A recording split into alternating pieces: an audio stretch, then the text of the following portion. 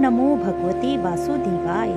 जय श्री कृष्णा। राधे राधे भक्तों, पुरुषोत्तम मास महात्म्य की दिव्य श्रृंखला के अध्याय 2 में आपका स्वागत है। कहा जाता है कि इस पवित्र मास में भगवान की कथा सुनने मात्र से अनेक जन्मों के पाप नष्ट हो जाते हैं और जीवन में सुख, शांति और पुण्य की प्राप्ति होती है। इसलिए इस दिव्य श्रृंखला का कोई भी अध्याय आपसे छूटने न पाए तो अभी हमारे चैनल को सब्सक्राइब कर लीजिए और बेल आइकन को भी दबा दीजिए ताकि पुरुषोत्तम मास महात्म्य का हर पावन अध्याय आप तक सबसे पहले पहुंच सके। और अगर आपने हमारे चैनल को सब्सक्राइब कर लिया है तो आपका बहुत बहुत धन्यवाद। भक्तों, आज दिनांक है 18 मई 2026 वार सोमवार और आज ज्येष्ठ अधिक मास शुक्ल पक्ष की द्वितीया तिथि है जो कि शाम को 5:56 तक रहेगी। तो आइए श्रद्धा और भक्ति के साथ सुनते हैं पुरुषोत्तम मास महात्म्य का दूसरा अध्याय और भगवान श्री हरि की असीम कृपा प्राप्त करते हैं। बोलिए पुरुषोत्तम भगवान की जय। पुरुषोत्तम मास महात्म्य कथा अध्याय 2। बोलिए भगवान विष्णु की जय।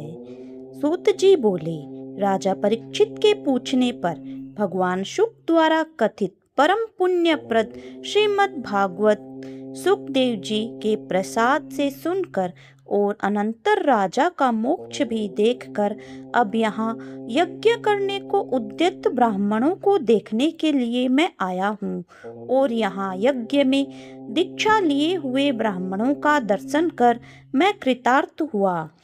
ऋषि बोले, हे साधो, अन्य विषय की बातों को त्याग कर भगवान कृष्ण द्वैपायन के प्रसाद से उनके मुख से जो आपने सुना है वही अपूर्व विषय हे सूत आप हम लोगों से कहिए। हे महाभाग, संसार में जिससे परे कोई सार नहीं है, ऐसी मन को प्रसन्न करने वाली और जो सुधा से भी अधिकतर हितकर है, ऐसी पुण्य कथा हम लोगों को सुनाइए। सूत जी बोले, विलोम यानी ब्राह्मण के चरु में क्षत्रिय का चरु मिल जाने से उत्पन्न होने पर भी मैं धन्य हूँ। जो श्रेष्ठ पुरुष भी आप लोग मुझसे पूछ रहे हैं, भगवान व्यास के मुख से जो मैंने सुना है वह यथा ज्ञान मैं कहता हूँ। एक समय नारद मुनि नर नारायण के आश्रम में गए, जो आश्रम बहुत से तपस्वियों, सिद्धों तथा देवताओं से भी युक्त हैं और बैर, बहेड़ा, आंवला, बेल, आम, अमड़ा, कैथ, जामुन, कदम्ब आदि और भी अनेक वृक्षों से सुशोभित है।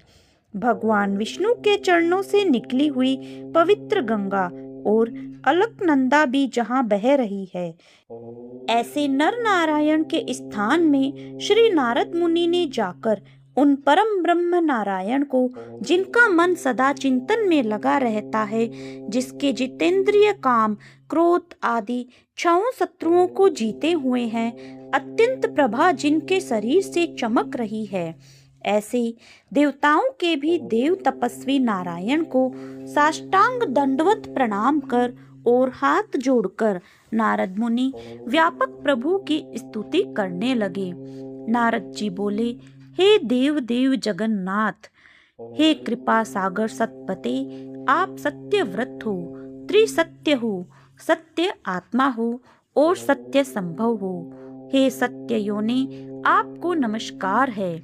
मैं आपकी शरण में आया हूँ। आपका जो तप है वह संपूर्ण प्राणियों की शिक्षा के लिए और मर्यादा की स्थापना के लिए है। यदि आप तपस्या न करें तो जैसे कलयुग में एक के पाप करने से सारी पृथ्वी डूबती है, वैसे ही एक के पुण्य करने से सारी पृथ्वी तरती है। इसमें तनिक भी संशय नहीं है। पहले सतयुग आदि में जैसे एक पाप करता था तो सभी पापी हो जाते थे, ऐसी स्थिति हटाकर कलयुग में केवल कर्ता ही पापों से लिप्त होता है। यह आपके तप की स्थिति है। हे भगवान, कली में जितने प्राणी हैं सब विषयों में आसक्त हैं। स्त्री पुत्र ग्रह में लगा है, चित्त जिनका ऐसे प्राणियों का हित करने वाला जो हो और मेरा भी थोड़ा कल्याण हो, ऐसा विषय विचार कर केवल आप ही कहने के योग्य है। वही आपके मुख से सुनने की इच्छा से मैं ब्रह्मलोक से आया हूँ। आप ही उपकार प्रिय विष्णु हैं, ऐसा वेदों में निश्चित है। इसलिए लोकोपकार के लिए कथा का सार इस समय आप सुनाइए, जिसके श्रवण मात्र से निर्भय मोक्ष पद को प्राप्त करते हैं।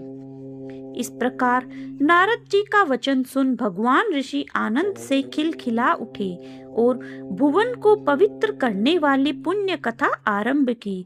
श्री नारायण बोले, हे नारद, गोपों की स्त्रियों के मुख कमल के भ्रमर, रास के ईश्वर, रसिकों के आभरण, वृंदावन बिहारी, व्रज के पति आदि पुरुष भगवान की पुण्य कथा को कहता हूँ, जो निमेष मात्र समय में जगत को उत्पन्न करने वाले हैं। उनके कर्मों को हे वत्स इस पृथ्वी पर कौन वर्णन कर सकता है।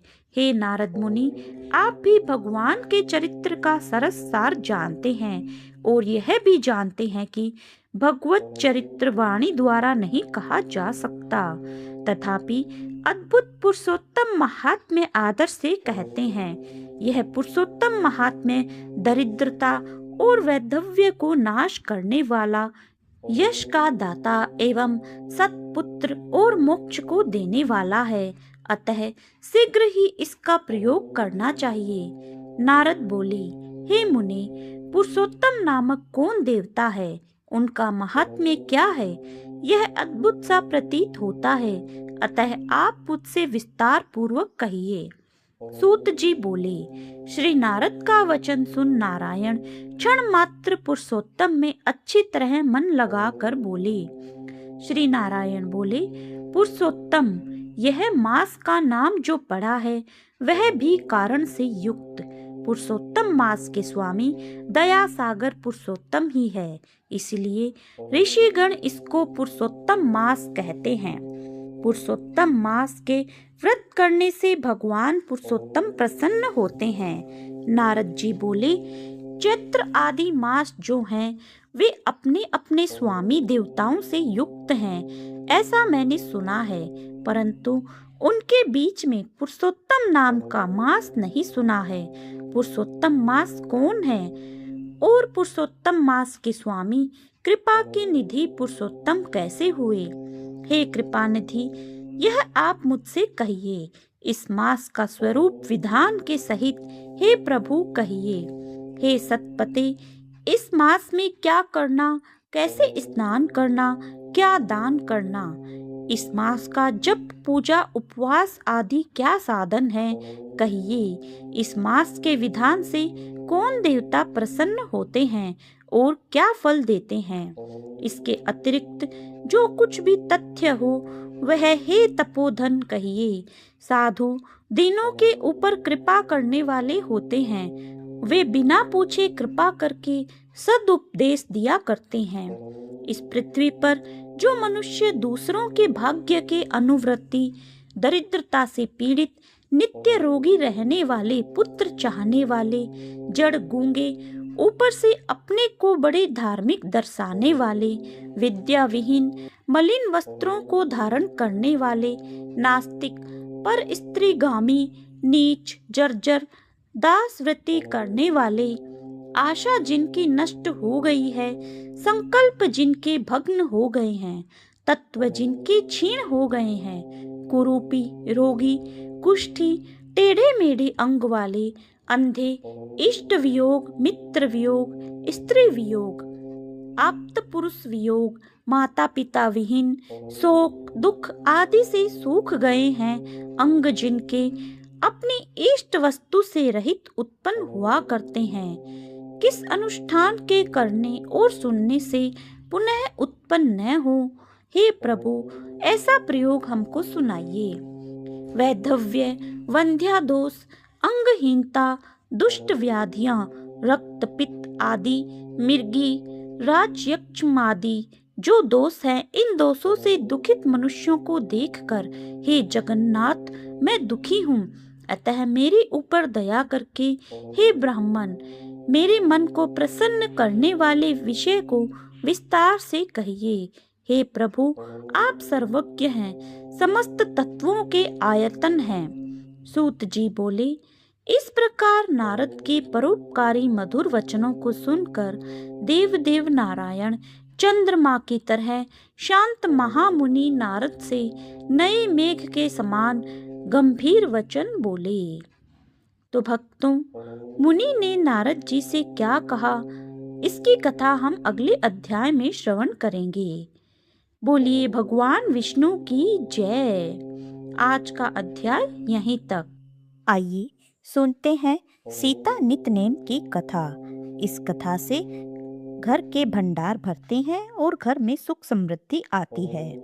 यह कहानी सीता माता कहती थी और श्री राम इसे सुना करते थे।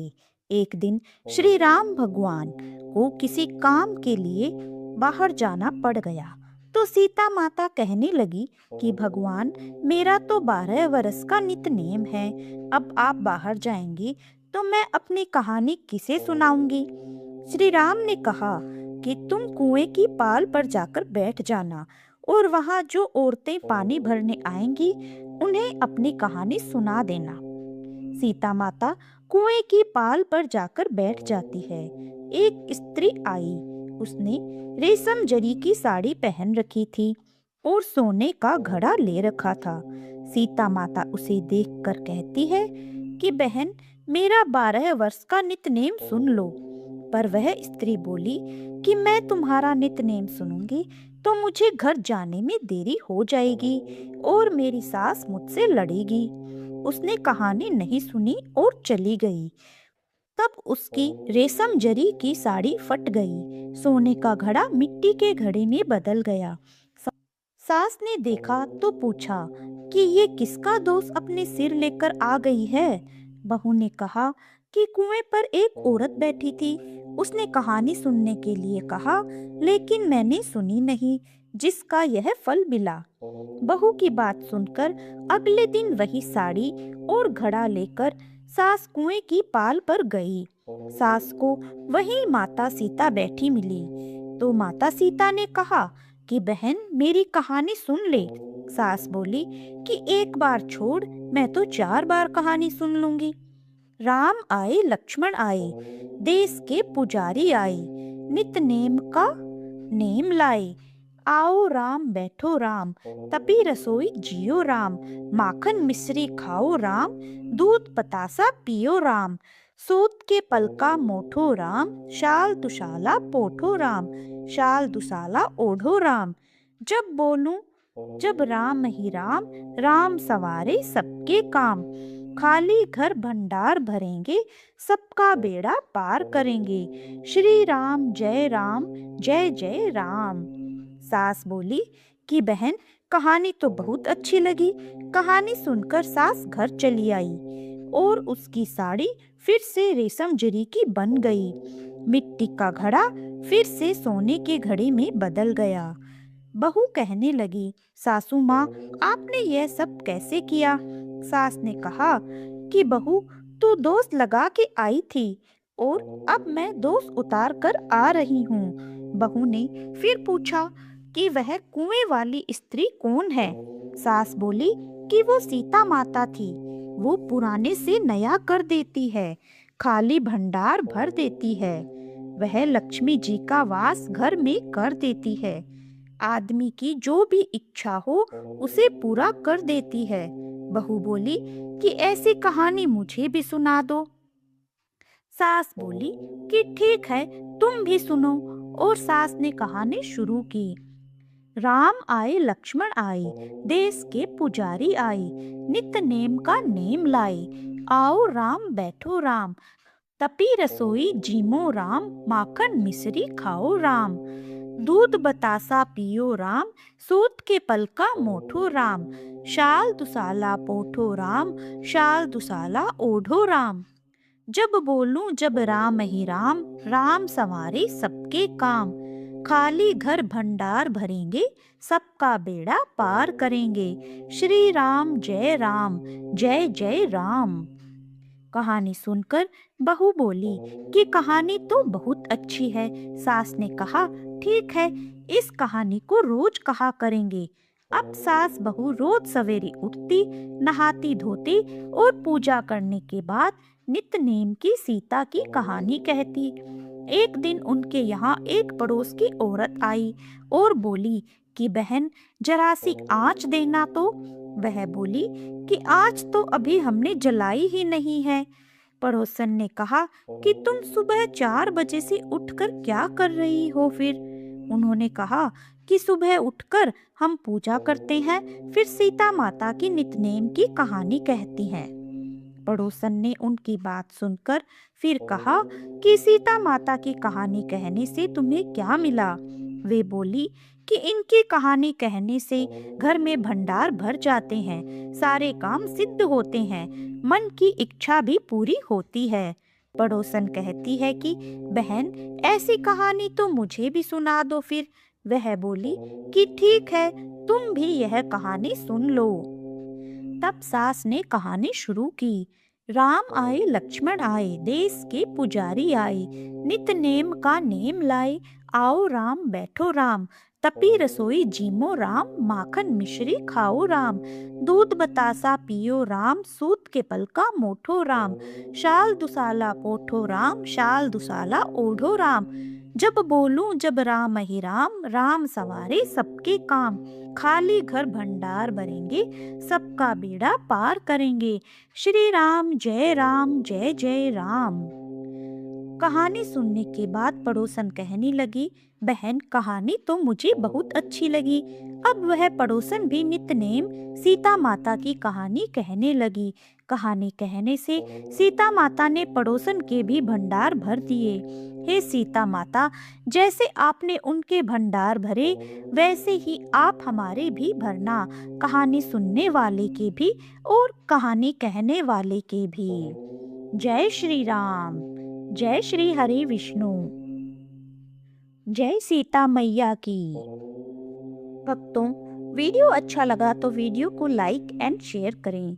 कमेंट में जय श्री हरि विष्णु अवश्य लिखें और ऐसी ही अन्य धार्मिक कथाओं और जानकारियों के लिए हमारे चैनल को सब्सक्राइब करें। मिलते हैं अगले वीडियो में। जय श्री कृष्णा, राधे राधे।